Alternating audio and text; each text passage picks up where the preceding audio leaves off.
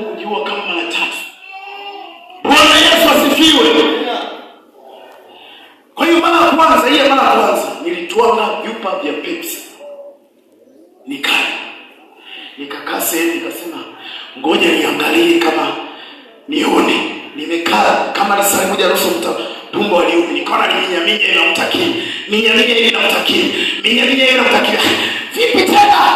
Bwana Yesu asifiwe. Nikasema kabla ngoja niende nyumbani nikatulie nikamtakia. Wakati huo nilikuwa sijui Mungu, lakini Mungu akasema kumbe Mungu alikuwa kuna kitu amenitia kwenye maisha yangu. Nataka nikwambie Mungu akiweka agano, hajalishi wachawi, wataimu